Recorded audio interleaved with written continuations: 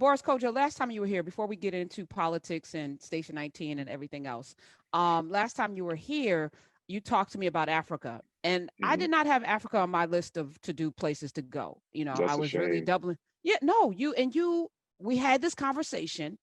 And after I thought about it, Hmm. I actually went and spent Christmas, my whole entire Christmas holiday in Ghana, in Accra. I stayed in a beautiful condo complex. I didn't do the tourist thing. I hung out with some people who are from there. And I was like, Boris Kodjoe, thank you for the inspiration. And I think everybody should hit the motherland, several countries, because they're not all the same. It's a huge continent. But now we have this movement in this country among some Black people who want to just make our existence here on this earth very tiny and just want us, and I get the reparations argument, but the notion that we're not all Black anywhere we are in the world is to me really silly. What are your thoughts on that? Um, I haven't heard that. So I'm surprised to hear that. You say black people want to make us myopic. Like, They just want yeah, to. there's a movement to, if you're not from America, you're not legitimately Black. And it's like, Kamala Harris is not Black because her mother's Indian, and this person's not Black because they're not descendants of African enslaved people. For the purpose of reparations, I get that argument. But for the purpose of power and unity, it makes no sense for me not to look at a Black person in Brazil, a Black person on the continent, a Black person in the Caribbean, Central South America, and not see them as one, not see us as one. Plus, It just seems really silly. one is an agenda. The other is an identity. That's two different things. And I think it is erroneous to say that because we live in the United States, we have some kind of precedent or superiority compared to other members of the diaspora. Bottom line is, we're all African. We're all descendants of African people. Whether we live on a continent or not, we that makes us African. Now, if you want to call us the Afro Germans or African Americans, that's another discussion. But we're all descendants of African people, and that's what connects us, and that's what connects us in in our identity, that connects us in our culture, that connects us in our mentality to a certain point. So I think it's very short-minded to say that.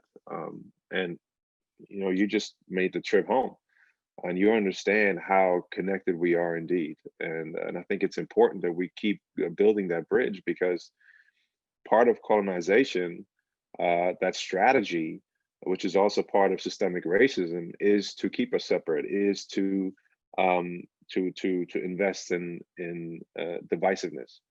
And we have to reconnect. We have to galvanize members of the diaspora and realize and step into our power as a collective. We have 1.3 billion people on the continent and over 400 million people living outside Africa. Huge, gigantic number. And we have to reclaim that strength in numbers. We have to reclaim that power. And we have to control our own economic agenda. We have to control our narrative. We have to change the lies that have been told about the continent for generations. And we have to reinvest in ourselves, each other, and the continent. And we can only do that if we create synergies and collaborate, and not by telling stupid lies like that. How did you get radicalized? I use that because There's it's funny. nothing radical about this at all. It's just stepping into our identity and reclaiming what's been taken from us. We were deprived of our rights. We were deprived of our culture, our religious customs, our language. And all I'm saying is, let's reclaim it. Let's take it back, because it's ours.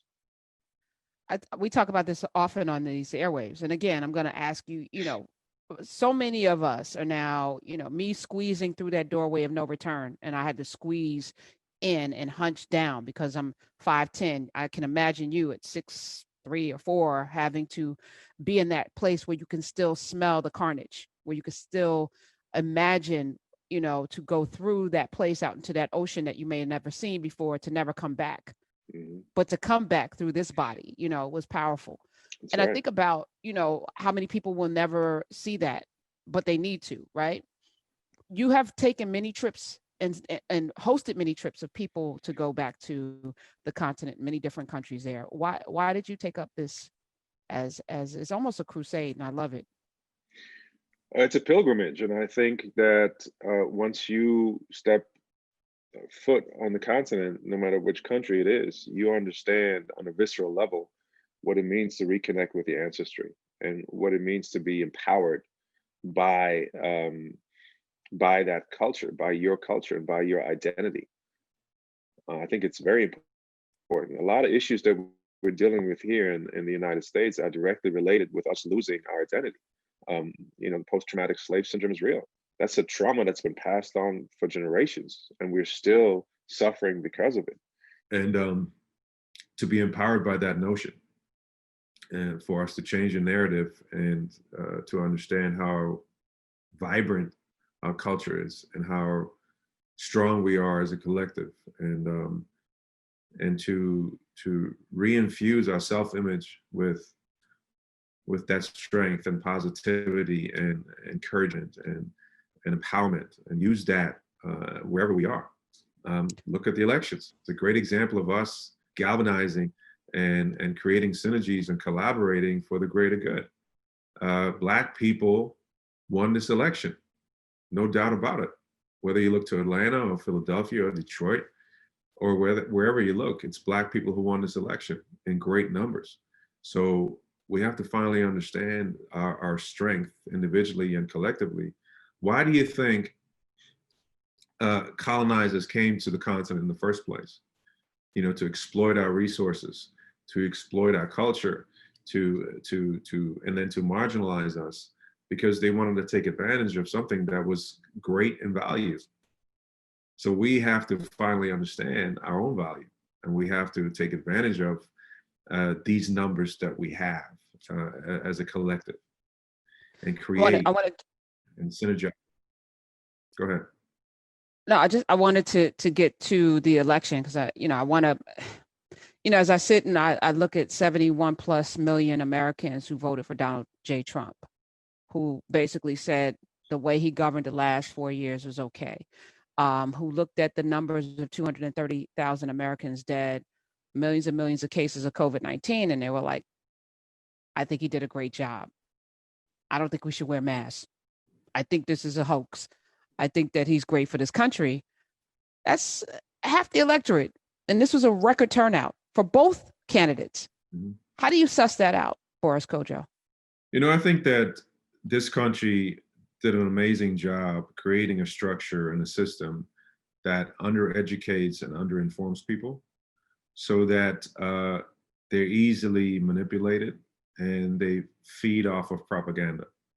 And I think that especially disenfranchised people, especially people who suffer from poverty and who suffer from being marginalized, white people and Black people, are easily swayed to believe something that that seems or appears as an immediate sort of shot in the arm, immediate help.